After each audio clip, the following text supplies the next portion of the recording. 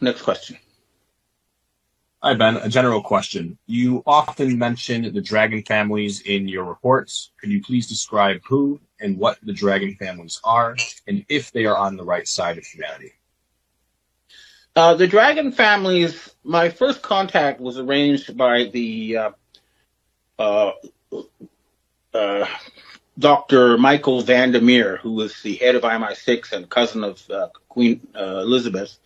And he contacted one of the former emperors, the last emperor's descendants. And he said, if you want to talk to China, this is as high as it goes. And I was sent to Singapore to meet a representative of the dragon family. And what it is it's a council of elders that's composed of descendants of the kings of the different dynasties. So that would include the Tang dynasty, which is the Li family. It includes the Ming dynasty, which is the Zhou family, the Song dynasty, which is the Sun family, like Sun Masayoshi, and the Yi family, which is the Manchus, and they have a council of elders. So it's a group of royals who don't involve themselves in day-to-day politics, but if something very important happens, they're above both Taiwan and the Chinese Communist Party. And that's basically who the dragon family is. And my understanding is right now the signatories for their money include the wife of Xi Jinping and the Soong sisters in Taiwan, people like that. Next question. Hi, Ben. A question for you. New Zealand's last PM, Jacinda Ardern, is still running amok in the world while he is hated at home. When will he/she be arrested? Well, that's the question we're all asking, and not just about he, she, but about, all the Epstein visitors, people like Keir Starmer, who's a blackmail pedophile, etc. And it's going to require the military to take action, and we're all waiting for that. But, that's the question. But there's so much pressure now that they're not going to be able to cover this up for long, because anytime these people appear in public, they get asked about Epstein Island in public, and there's just no putting that genie back into the bottle. But the sooner, the better, as far as I'm concerned. Next question. Hi, Ben. You say two groups of people with weather weapons and earthquake weapons. Do you think either group is human? Are they demons? Do you believe in reptilians? What are your thoughts on the supernatural in this world? I have to deal with what I can see with my own eyes, and you don't have to invoke demons because the technology for weather manipulation has been, put out in patents. The information is public. The technology is there. You don't have to look for supernatural causes. There are ways to do that using Doppler radar and electromagnetic waves and stuff like this. But I do admit that when I went to meet the P2 Freemasons in Italy, they told me that they had these, satanic ceremonies involving sometimes sacrifices where they could invoke demons who control the weather. At least they told me that. But again, there is plenty of patents and information out there showing that this is a human technology controlled by humans. And I like to deal with the real world that actually I interact with personally. And because I'm a journalist, I have to get my information firsthand. And then what I found firsthand is that this is human stuff. Next question. Hi, Ben. We have our last question for today. Trump seems to be going back on his tariffs, but doubling down on the Chinese tariffs. What are your thoughts on this? How will it turn out?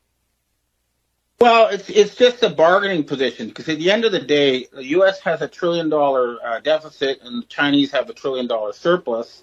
And so a deal has to be reached with the Chinese, and he's trying to force a deal. But I think it's going to involve a cancellation of all the debt, a jubilee, a redistribution of assets, and then the creation of a new Western financial system with a future planning agency, not a central planning agency, a future planning agency, to replace the current privately owned central bank BIS model. So it's a negotiating tactic, and at the end of the day, it's going to be between the Chinese and the Western elite to come up with a new deal, and that's what's going to happen.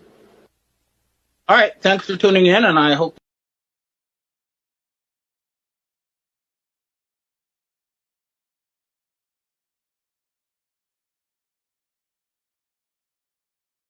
They've been cloning animals for quite a while, and in the hybrid programs that I was associated with, they were cloning not only species like plants and animals, but they were also regenerating tissues of extraterrestrials and growing them and then cloning them.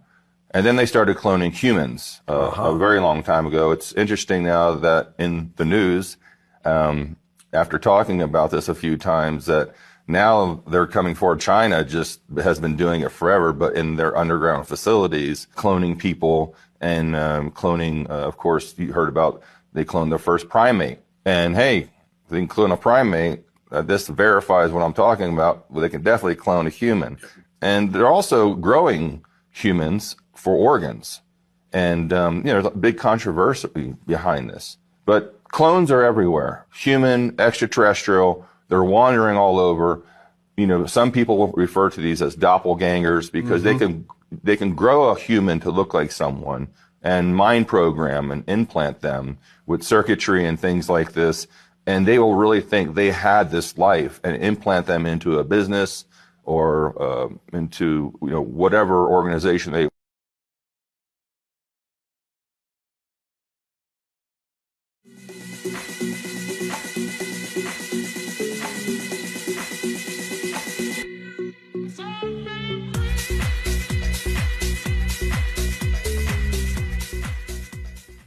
Sunday, April 6, RFK Jr. just crushed the deep state's bioweapon empire. 19,000 Fauci loyalists purged. Vaccine high priest Peter Marks forced out by Trump's inner circle. Gitmo TV on Telegram. The war is not overseas. It's inside our own health system. And RFK Jr. just fired the first nuclear shot. 19,000 employees at HHS gone. These were not harmless paper pushers. These were Fauci's operatives. The same traitors who ran cover for Gates, silenced whistleblowers, funneled NIH cash into bioweapon research, and pushed experimental gene therapies on the world. Gone. Peter Marks is out. The man who blessed the mRNA shots, the one who worked hand in glove with Kadlec and the CIA to turn vaccines into psychological weapons, resigned under threat. Sources confirm Trump's shadow team and RFK gave the order, resign or face trials. He ran, but his resignation letter says it all. He warned America that questioning vaccines is a threat to national security. Translation, the deep state is terrified, and now it gets bigger. March 26, 2025, the vaccine autism investigation is officially on. A full-scale federal probe led by David Geer, the man who exposed the thimerosal cover-up, is opening the vault. If what VAERS and whistleblowers have said is confirmed, you're looking at tribunals, billions in lawsuits, and the fall of Big Pharma. Fauci, he's vanished, but insiders confirm he's scrambling behind the scenes, begging to have his name erased from RFK's investigation files. He's cornered, he's guilty, and he knows it's over. As for Susan Monterez, Kennedy did not stumble. That was a tactical exposure. He dragged this DARPA-linked AI queen out of the shadows, forced her into the spotlight, and now the Patriot Network has her in full view. She was the cabal's Trojan horse, and now we see her. The real plan was never public health. It was control through illness, sterilization, dependency, surveillance, obedience, every shot, every pill, every lie, part of a larger system to enslave humanity. But RFK Jr. is dismantling it piece by piece. This is not reform. This is war. The deep state is collapsing. Their generals are fleeing and patriots are rising. The storm isn't coming. It's already here. What comes next will shock you.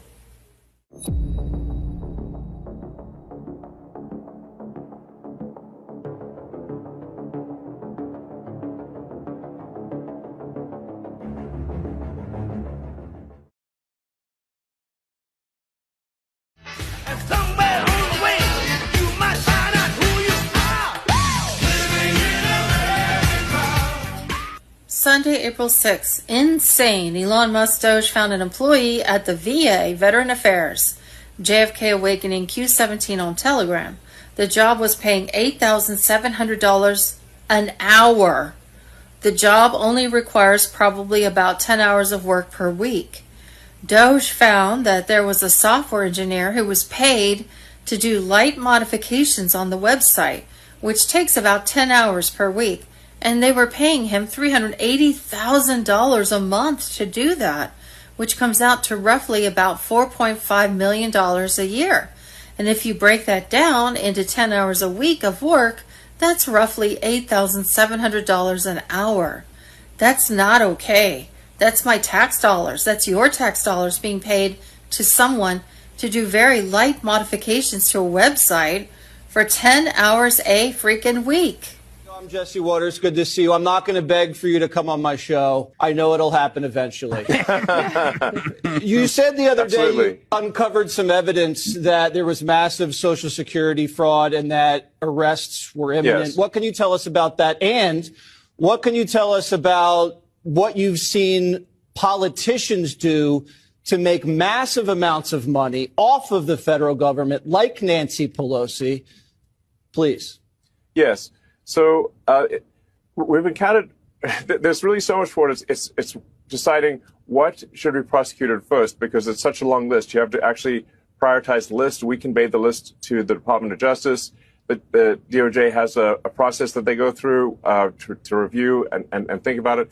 The wheels of justice turn slowly. In fact, obviously, I have a maniacal sense of urgency. So to me, when I see that terrible fraud has happened, I'm like, why haven't we arrested someone already? But as the saying goes, the wheels of justice turn slowly but surely. And I think probably the person that stole 400,000 Social Security numbers, at least, maybe more, will be arrested hopefully this week. With respect to the non-governmental organizations, these sort of fake NGOs, I think there needs to be a number of arrests in that regard as well, because these are fake charities where mostly Democrats, I don't want to be clear, there's sometimes a little bit of Republican in there, because they sometimes throw the Republicans a bone to say, hey, be quiet about this. So that's where you start getting the uniparty thing going on. But it is overwhelmingly to Democrats, and they give give billions of dollars to NGOs run by Democrats that then go through a whole network of additional NGOs. It's a giant money laundering scheme. Really, at this point, I think the word NGO and money laundering are almost synonymous. Sunday, April 6th, bombshell. Biden and Obama just stole $7 billion in plain sight. This is the biggest taxpayer heist in U.S. history. Quantum Financial System on Telegram. No oversight, no transparency, no consequences.